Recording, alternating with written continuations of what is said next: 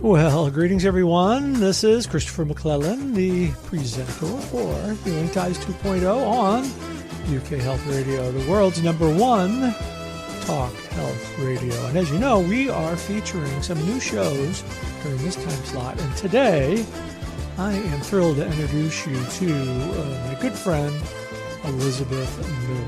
Elizabeth is a national speaker, workshop leader, and a global advocate for family caregivers. Through her consulting services and free resources, Elizabeth helps family caregivers integrate caregiving with their busy lives. Elizabeth's personal experience caring for her aging parents with chronic and terminal illness, as well as caring for a sibling with developmental disabilities while working full-time and raising a family, inspired her to create Happy, Healthy Caregiver. I know you're going to enjoy Elizabeth Miller.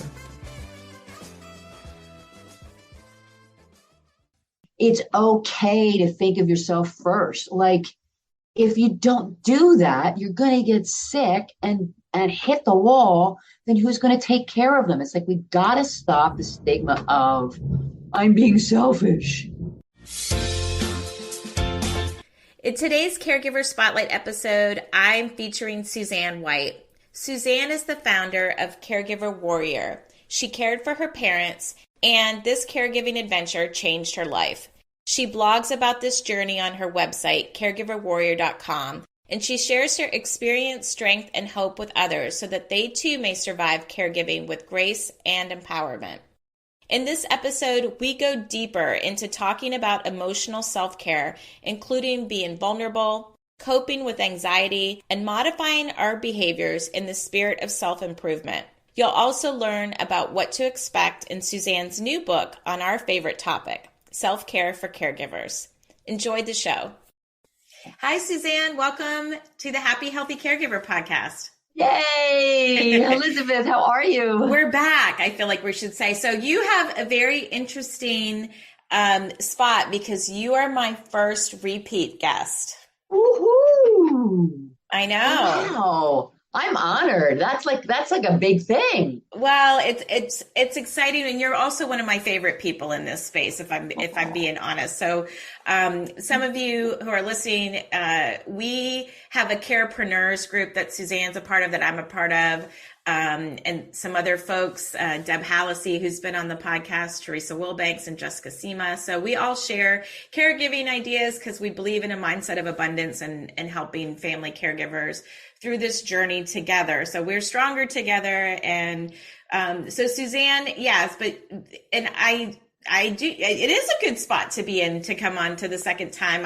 I get a lot of inquiries on the podcast, and I used to feel pressured to put them on in the order that people wanted me to put them on. And I thought, no, it's a little bit more of an art than that. It's like, it's about, what's feeding me right now. It's about having some diversity and inclusion on the podcast, making sure that we spotlight different kinds of guests. I'm not just a dementia podcast. I'm not just a podcast for spouses or people caring for kids. We're an all-inclusive caregiving podcast here. So, which I love, yes. and it's great because you do that because, you have, and I mean, every topic we talk about in caregiving is like important to many people out there, not just one person. So, but I love the different, topics that you cover because it feels like this endless pool of questions, like, oh my gosh. And that's the whole thing. That's why you and I always got along so well, is like, I remember, like I was always saying, like, nobody tells you this. Like, nobody tells you this. And sometimes you have to hear it, 8 ways, 8 different times, like different teachers in school, like where somebody explains it and like finally it sinks in. And frankly, like, before the show came on, we were talking about my new food sensitivity tests and how I'm navigating some of my food sensitivities. But, I shop at Kroger, I shop at Publix, I shop at Sprouts and Whole Foods. So depending on my mood of the day, like something is going to resonate with me.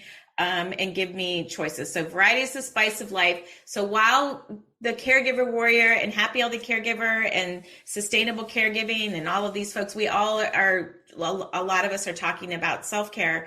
It's important, I think, to have it in this quantity of messages so that it you find the messages that are going to resonate with you. You find the people that are going to resonate with you. And if we're all saying it, maybe there's something to this. Like it needs to be talked about. Yeah, and we're saying it in different voices too. I mean, like, you know, our particular group of warriors, you know, we all have different lanes, you know, like we all have a different wheelhouse kind of, which is I think why, you know, we all get along. And I think it's really needed in the caregiving space because just like there's, you know, everybody's unique and individual, you know, yeah, I agree. The message has to be hit home. And I think people hear things differently and they need different things, you know. And I just, there's just such a need. And it's like, you know, caregivers are silent a lot of the time. That's the thing that's, you know, it's really hard to tell sometimes. But I just see more responding. Like there's more, like I see in, like, say, in my social media or whatever, it's growing. It's not this, our audience and caregivers in general, it's exploding. Yes. And they're getting younger. And I think maybe that's why they feel potentially more comfortable speaking up and standing up, is that it's kind of the environment right now. It's like stand up for what you believe in and get your story out there and advocate for it. And so there is some lots of good things to say. Well, I jumped ahead and we didn't pick anything from the Happy Healthy Caregiver jar, and we have to do that because that's how we kick off these shows. So this one, Suzanne says, strength also looks like stopping to nurture, nourish, restore, and align yourself. And this is from Lala Delia is her name, but strength looks like stopping to nurture, nourish, restore, and align yourself. Wow. I felt like that's a good one for the caregiver warrior too, because, you know, I think sometimes we think strength is kind of like, just push through it, just get it done. And you know? Yeah. And, you know, and it's so funny because, and this is why you and I connect so well, because there's sort of like this universal thing. One of the things I'm really thinking about, and I'm actually writing a blog on it, is vulnerability. It's strength. Which is strength, you know, but we caregivers, you know, we're so afraid to be vulnerable. I mean, there's so many good reasons for that, you know, like, you know, but for me, I mean, I always have a problem being vulnerable anyway, all my life, no matter what it was. And then when I was a caregiver, you know, like I had to be really strong and I had to do it all and I had to control it all and I had to fix it all and I had to make it happen now, you know, and it's, you know, and when I let myself be vulnerable, not only was it better for my parents because I wasn't like on them, you know, I got help. Like I was able, like it was so amazing. And as I'm talking about this, memories come up, you know. I would like, my mom would see, you know, and my mom was sometimes like in certain stages of her dementia, you know, you wouldn't think she could connect with me in certain areas, but like all I had to do was say, oh, mommy, I'm so tired today. And she'd go, oh, you know, why? You know, it's because you're working so hard taking care of us. And I mean, we'd start off this incredible conversation with the one person that I was so afraid to show that I was afraid or tired. You know, like we think it's a weakness. It's right. It's a strength. And, you know, I think we all kind of struggle with that a little bit in our caregiving journey, is like being vulnerable. And then it finally dawned on me that, you know, the more transparent I am, the more clearly I see myself. And as a form of advocacy, that story sharing it gives faces to these 53 million family caregivers. We're not just, you know, a number. We're, you know, Suzanne and Elizabeth and, you know, Heather and Julie and James and Bruce. Like it's so important to give these stories a face. Otherwise it just gets kind of lost. And we do have to be vulnerable. We have to be vulnerable if we want more help. You know, I think, you know, a lot of the folks that I coach, it's like, I need more help, but have you asked for it? Have you inquired? You know, oh, I just feel like they should know. They can't. They don't. The people are busy. They're running 1,000,000 miles an hour. They think you've got it.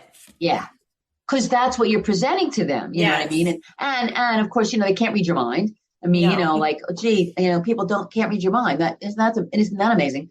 And then, you know, I mean, so often I had people say to me when I finally said, hey, you know, could you help me with this? And oh, they were so relieved, like I had this picture of people waiting in the wings, but I wasn't, not that I wasn't aware of it, but they were like, we didn't know how to help you. And we were afraid to ask you because you go, no, I'm fine. No, I'm fine. You know what I mean? And I wasn't fine. We know, we're never fine. We're never fine is not a feeling, like, first of all. So like, no, it's a gravestone, I'm fine. Like that was going to be my gravestone. She lived fine. I'm fine. She was fine, Yeah. Oh God. I know so it's dangerous. It's dangerous to repress these feelings because they will creep up in other ways. And that was kind of again, back to this food sensitivity is like, I was in this exploratory thing of like, something's going on. My body's trying to tell me something. And I didn't feel bad necessarily.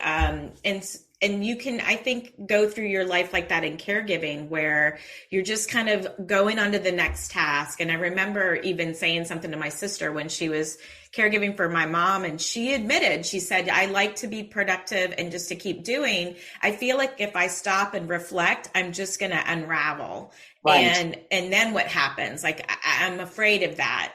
And so we do have to have spaces. Yes. That's a really good point. That was another thing that I was thinking about recently because, yes, I think that, we do it with the best intentions, but we tell caregivers to pause and to sort of sit and reflect, you know what I mean? Like that. And that is extremely helpful. It really helped me, like on my shoulders here, like it really helps me to sort of see what's going on. But I realized that just like your sister, a lot of people are afraid, like when they do sit and all these feelings start coming up, it can be like a major panic attack. Do you know what I mean? Like, I'm prone to anxiety, as you know. So, it's Same, like, so, so there's I think as we tell everybody to sit and pause and meditate, you have to also couple that with, your feelings are normal. Big feelings are normal. There's a healthy way to process them, share them, like to sort of help caregivers so that they're not afraid to stop and be vulnerable and sit still for a minute. That's right. Yeah. I feel like, you say, take your emotional temperature every day. We take everyone else's temperature, right? Like, hey, how are you doing? How are you feeling? And how to even name the word. Like I've been thinking about, that chart that's like all the different faces and it's like, am I angry? Am I tired? Am I bored? Am I this? Am I that? And I'm really, sometimes I struggle to sit and be like, how am I feeling? How am I really feeling today? It can be tough. And then the caregiver warrior, Suzanne, is there to kind of just, you make it okay. It's okay to have these, they're not all great feelings.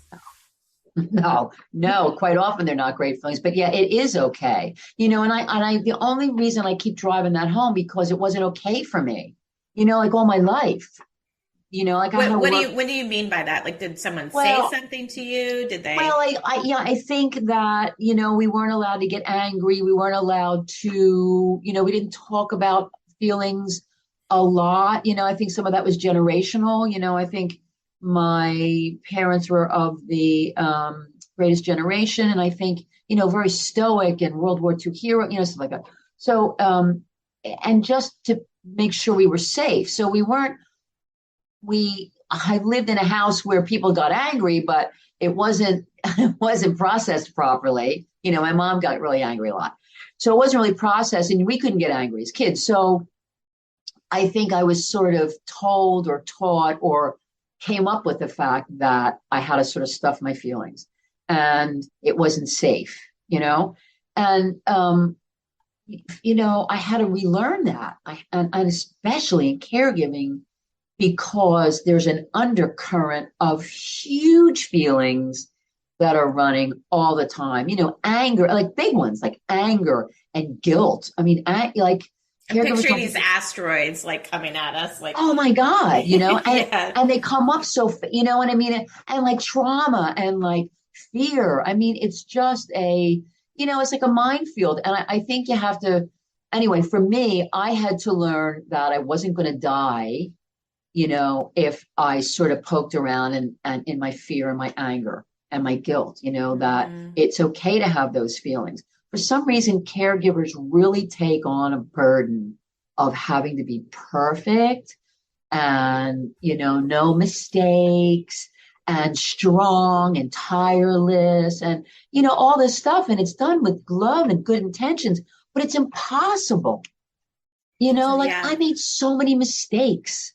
You can't bootstrap caregiving. You can't just like pull up your bootstraps and get through it on your own and carry all this baggage on top through this thick mud. And, that's, we need it. And as you're talking about how you were raised, I'm sitting here reflecting on how I was raised, as one of 6 kids. And I don't ever remember my parents ever like saying, how do you feel about that, Elizabeth? How are you feeling today? I'm pretty sure they never said that. And it wasn't necessarily like toxic positivity. You hear about that. But it was just, there was a lot going on and everybody had this expectation of, you got to own your stuff and you got to move yourself forward. We're going to be here if you need us, yes. But we're not going to percolate on stuff very long. It's like, you're going to have to figure this out.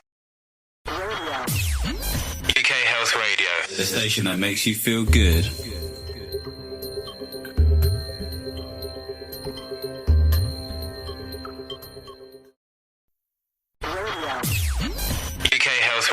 The station that makes you feel good.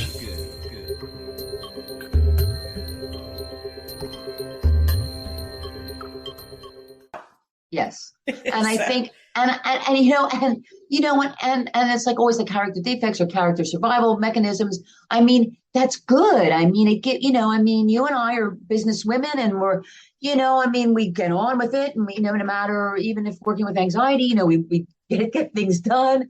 And I mean, I think that's the good side of it. However, it's also like, to feel feelings and feel shame around feeling feelings. Mm-hmm. I think there's a lot of shame attached to having big feelings or being upset or worried as caregivers. I think there's shame attached to that. And that's really dangerous also. Yeah. I mean, it's because we don't allow, if my mom or dad or other family members that I cared for, if they were start crying or they would be upset or they would be fearful, oh my God, my heart would break and I would do everything I could to console them. However, I wouldn't let myself cry or, say, oh my God, you know what I mean? Like I would do it alone but then I would feel guilty or shameful around it, that I wasn't a good caregiver. Or there was something wrong with me, or I wasn't a good enough person. We're human. We're human, and I think that. And very empathetic, compassionate humans at that. So of course we're going to feel that. We're caregivers. Like we take all that on. We're built that way. We are built that way. And so I think it's important, Suzanne, that message is starting to come through. I'm curious, like you mentioned your anxiety. I have generalized anxiety.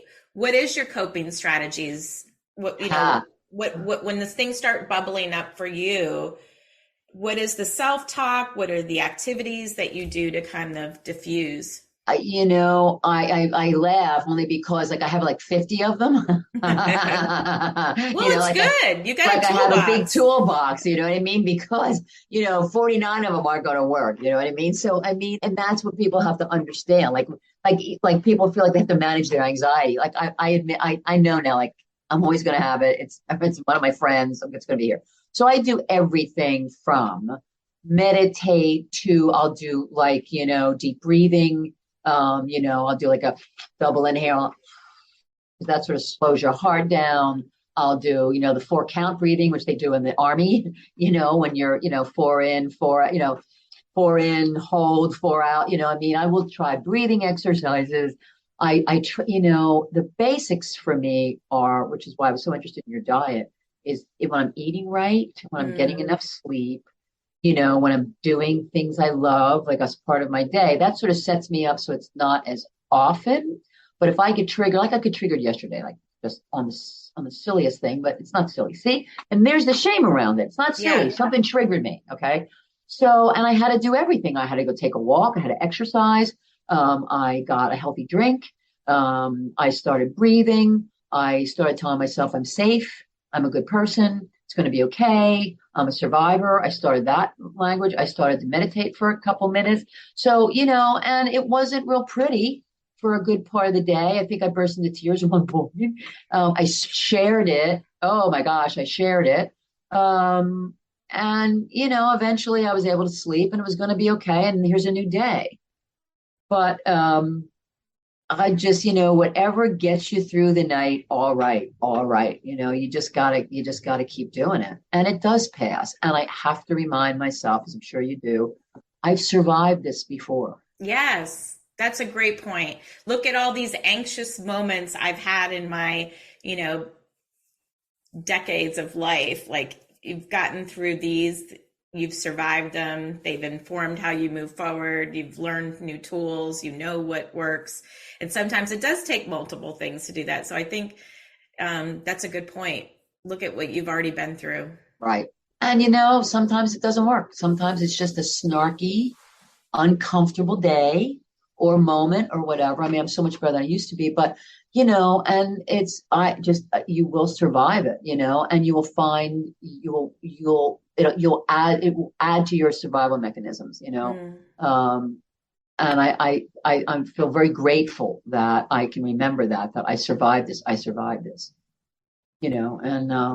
and then sometimes you do just have to give yourself some time out. Like, I'll tell my husband, like, I don't even want to be in my own skin today, or I just kind of like, you might want to stay clear of me. I'm close to exploding here, or but see, and that self-awareness, that's brilliant, because that's one of the healthiest ways I believe you can sit with anxiety or anything really. But that's brilliant because you feel it. When the alarm bells go off, you're aware, you're self-aware, and then you share it. So it diffuses, what could be a really name it. Yeah.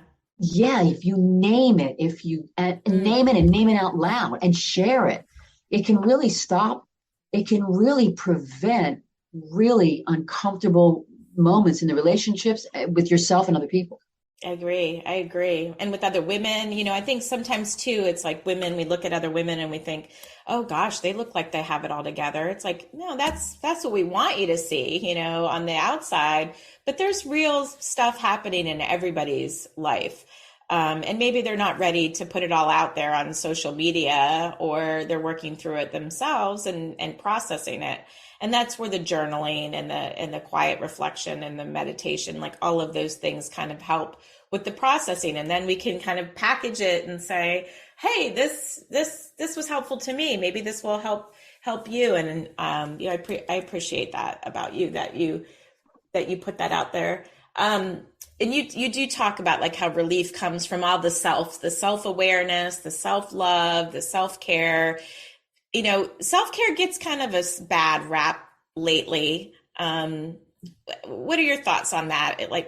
Well, I just wrote a book about, and it's called Self-Care for Caregivers, and it was really interesting because Adams Media came to me and they wanted me to write this book. And it's sort of and we'll talk about it for a minute. It's, it's like 140 tips and strategies for self-care.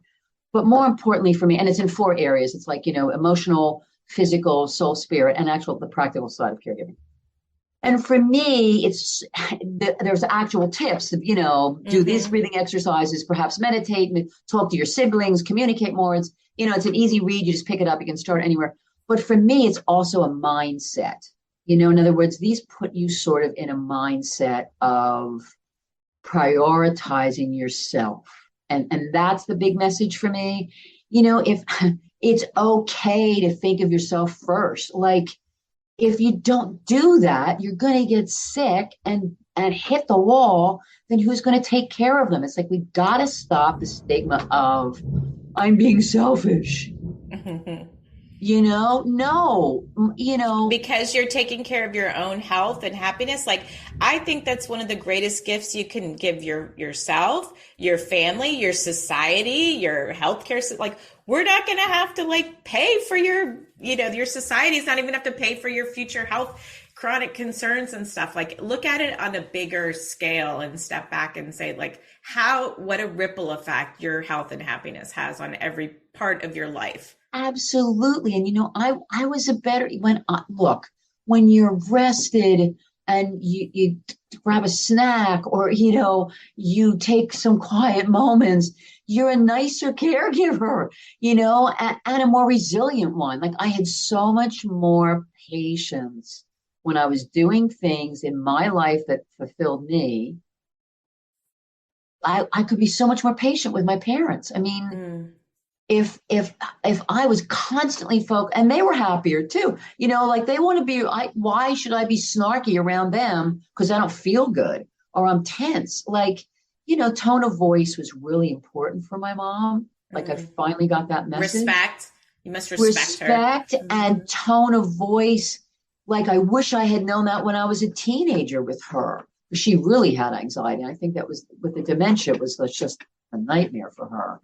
But so just my tone of voice, when I was able to be softer, and say, like, whatever you say, Mom, or, like, because it didn't matter. She didn't really understand what I was saying to her at one point, but she heard my tone of voice. And I couldn't find that tone of voice unless I felt okay, or I at least kind of felt okay. Like, I was kind of rested and I wasn't hangry, or I wasn't tired or lonely. You know what I mean? It was easier for me to be softer with her. And then it was amazing, the change in her when I could be soft and gentle. UK Health Radio, the station that makes you feel good.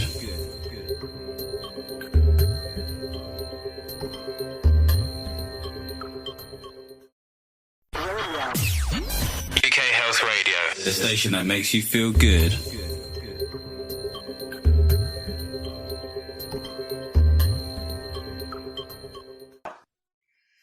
Yeah, I've noticed even just like a change with my brother. We used to, now that my parents are deceased, my siblings and I, we have to share the care for my older brother, Tom, who's has an intellectual and developmental disability.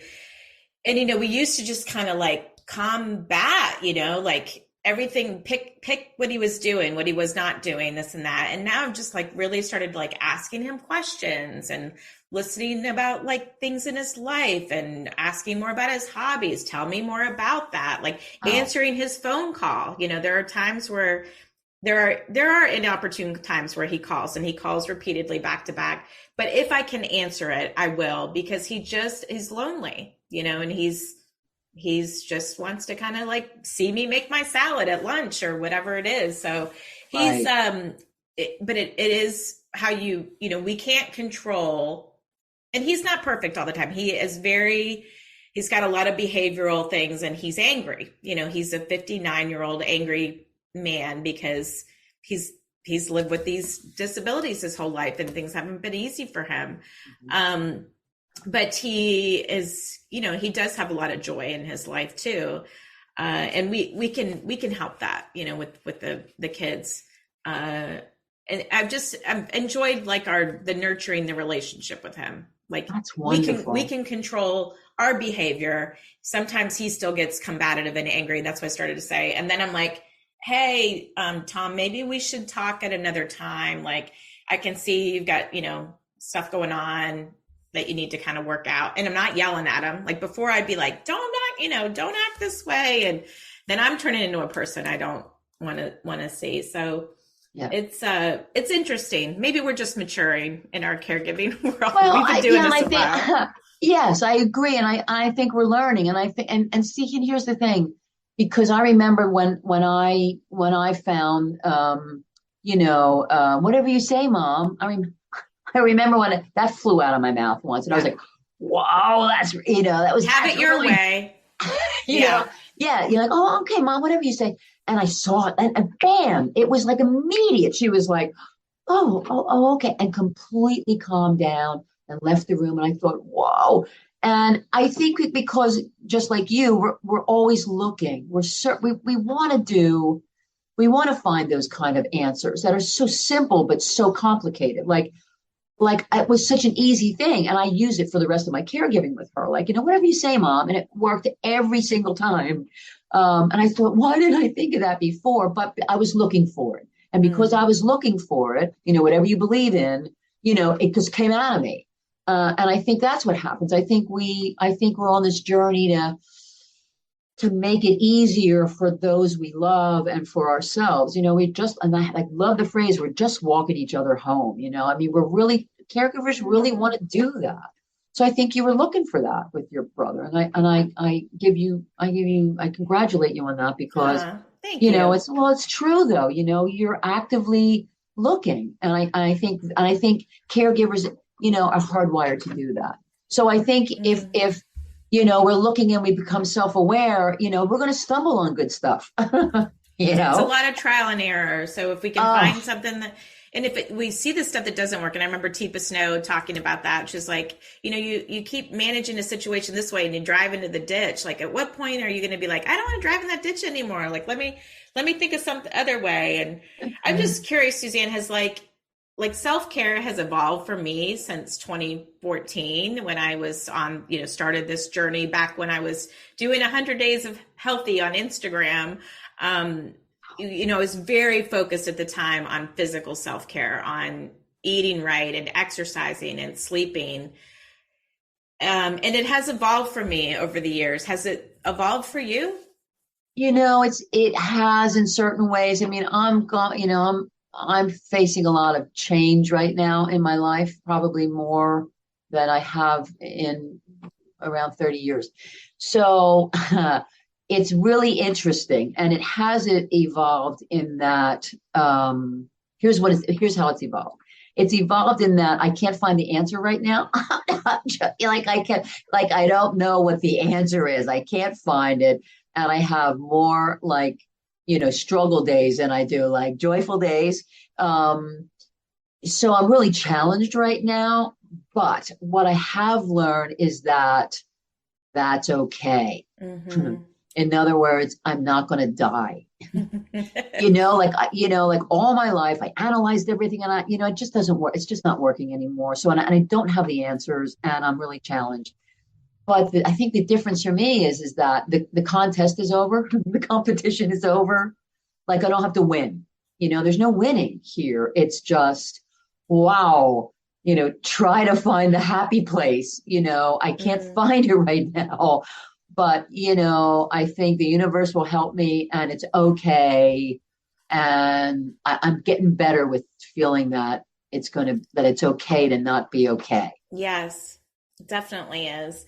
Tell us more about your book. Like what you touched on it a little bit. I want to know when it's coming out. How do I get a hold of it? What can I expect to read? And you mentioned there's over 140 tips. Do they take hours to do these self-care things? No, it's all kinds of things. And it's everything from my toolbox and more,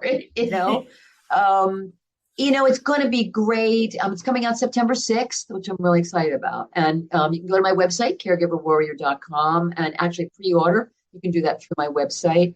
And I'm really proud of it, because it's, it's not something that because caregivers don't have time.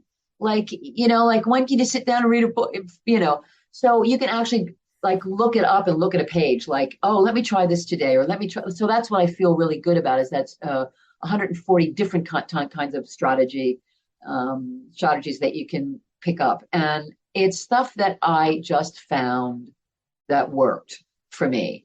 And that I found that if it wouldn't work, I could try another different version of it. You know what I mean? Flip another page, try that Flip another page, and maybe we concentrate on the physical today, and maybe the spiritual today, and maybe make sure you have a grab bag by the front door for the emergency room. I mean, just things, that we can sort of use and have in our toolbox to just prioritize us. That's the message. The main message is, it's okay to prioritize your needs, Yeah. It's okay. And it's okay not to be okay. Try this.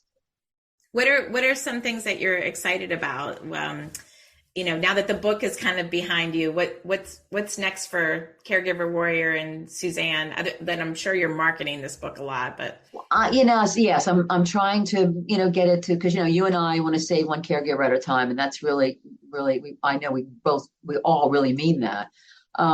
Yes, there's another book that I think there's another book in the works, so I can't believe I'm saying.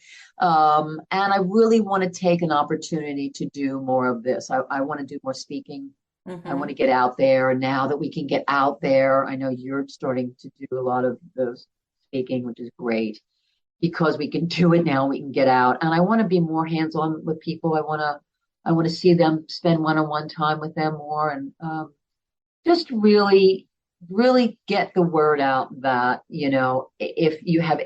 if you're hysterical, it's historical.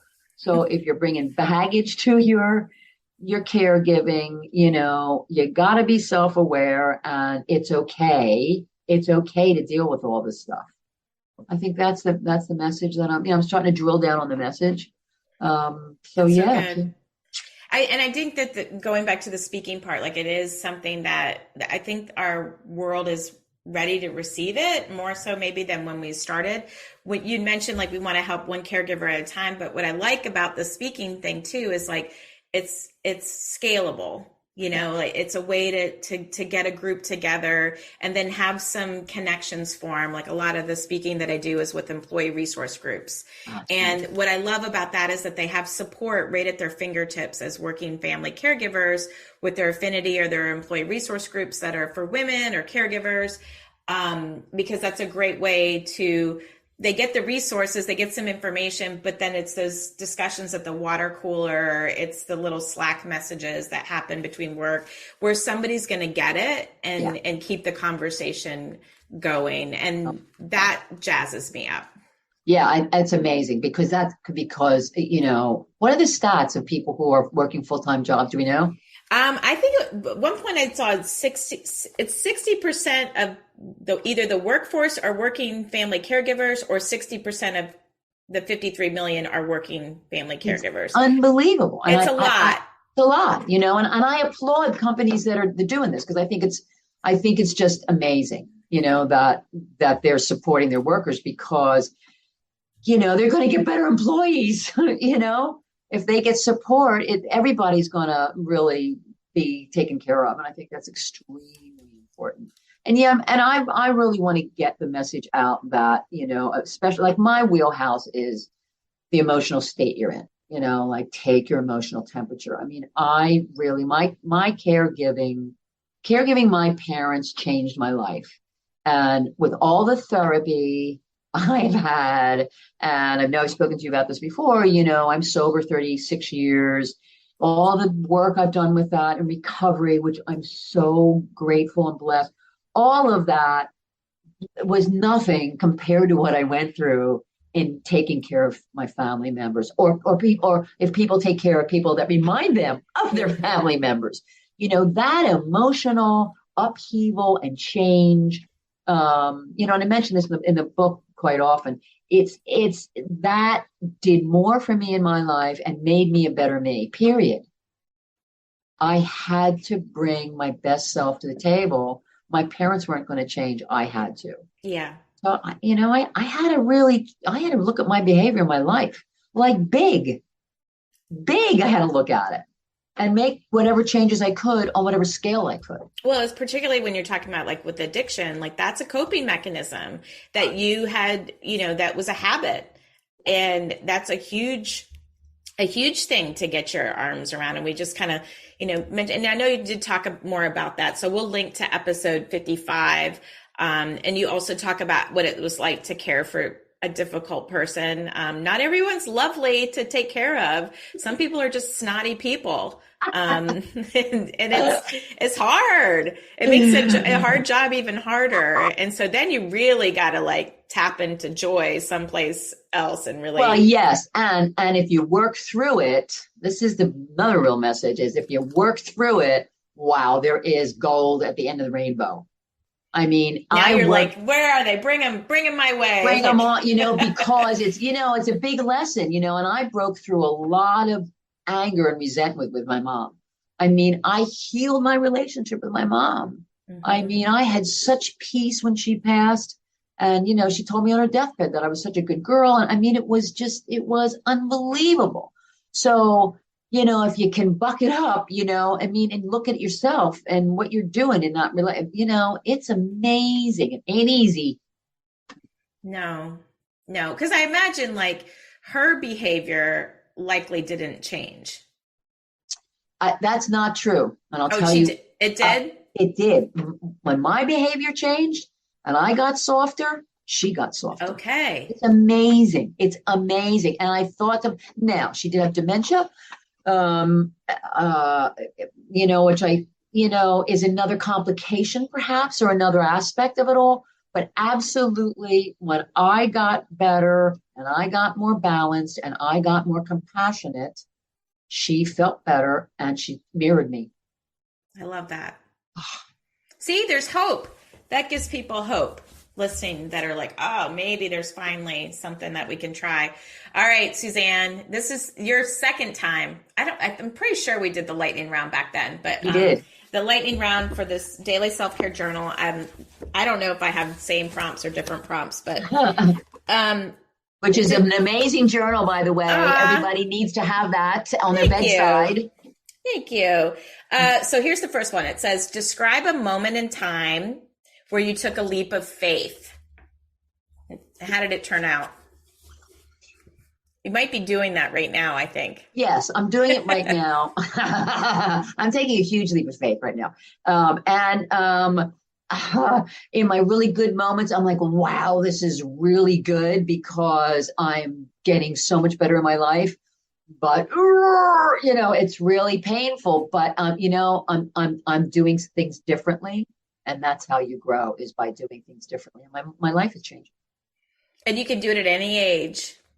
Any age, girlfriend. Any age. Even at 49. I'm older than you then. Yeah. Do you have a favorite prayer or a phrase that makes you feel calm? God, grant me the serenity to accept the things I cannot change, the courage to change the things that I can, but the wisdom to know the difference. Yes, that is one of my bookends to, particularly the hard day, is to say the serenity prayer. I love it. And what's most meaningful to you right now? What's most meaningful to me right now? The people I love, telling them that I love them, appreciating them, that I still have them, and everybody's relatively healthy, and I'm relatively healthy.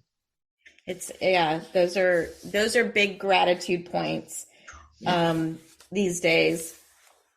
And then last question, what makes you feel nurtured, pampered, or just plain good? Being around horses. Oh, we talked about that, the first one. So horses is still one of your jams. I love horses. It. I'm, and if you're a horse girl, you understand this, but there's nothing like the smell of horse poop. My girlfriend just moved out of the suburbs. She and her husband bought a farm with her horse Briscoe and her donkey Sid. Her donkey Sid, I love it. I know. I'm in New York, and I don't get to see Scooby-Doo that often just because of my schedule. But, we have horses in Central Park, so when I walk on Central Park, I walk a lot because that really helps me. I walk a lot and just, there's the horse. Oh yes, the hay, and then they're there. Yeah. So it's a happy place for me. It's good. Maybe you need a scratch and sniff of hay or horse manure. Like, we can make some money on that. Hey, we got to talk about that offline. bring some happy place on that. So that could be like the whiteout of carepreneurs. Whatever your thing is, to bring you back. Is there anything else that you want to add, Suzanne? Parting words of wisdom for caregivers? Just thank you for having me. And I hope you find self-care for caregivers helpful. And please let me know, just please be kind to yourself. I mean, that's, just be kind to yourself. It's okay. You're doing great. You're doing great. It doesn't, even if you're, knee deep in alligators, and cleaning up the bathroom, you know what I mean? You're great. You're doing great. And then how do people stay in touch with you? Caregiverwarrior.com. Go on my website. Tweet back at me. I love when people tweet back at me. Just more Instagram videos I've been seeing more lately Instagram videos because I'm getting someone to help me. Neo in England is helping me with that.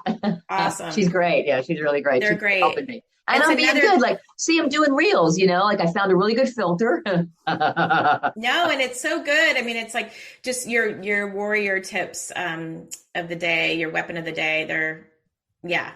They're great. We need that affirmation. It's similar to the caregiver jar. You've got those, and Yes, there's it's the lots same of thing. room for affirmation. Absolutely. And don't you do the same thing? Like gosh bless people who can buffer and do like 14 of them. I do that every morning. So whatever you see me say, that's what I need to hear that day. That's what I'm going through. And I'm sure it's the same thing with you. Like oh my gosh, and you'll put that down, right? Yep. So good. So Suzanne, good. thank you so much. I look forward to reading your book and sharing it. And I thank you so much, pal. I appreciate you so much. I'm so happy we connected back in the day, and this has been a great journey with you. I just love you to death. Aw, likewise. Mwah. Mwah. Thanks for joining us today on the Happy Healthy Caregiver podcast on the Whole Care Network. As always, show notes that accompany today's episode can be found on my website, happyhealthycaregiver.com. Just look under the podcast menu for today's episode image, and that will take you to the page with the links and information we spoke about today. You'll also find other resources on the website, along with links to purchase the Just For You Daily Self-Care Journal. When you purchase from my website, you'll get a signed copy and for a limited time, free shipping. If you've enjoyed what you heard today, consider subscribing to the show on your podcast platform. It really helps other family caregivers find the podcast, and you'll automatically receive our bi-weekly shows in your podcast listening queue. Maybe while you're subscribing, consider leaving a 5-star rating and review, or just simply talk it up on your social channels. Let's stay connected. I'm on Instagram and Facebook as Happy Healthy Caregiver. And until we meet again, please take care of you. Thanks for listening to Happy Healthy Caregiver on UK Health Radio, the world's #1 talk health radio. Next week, we'll be featuring another episode from Marianne Sciucco from All's Authors. Keep it right here on UK Health Radio, as our next show is coming right up.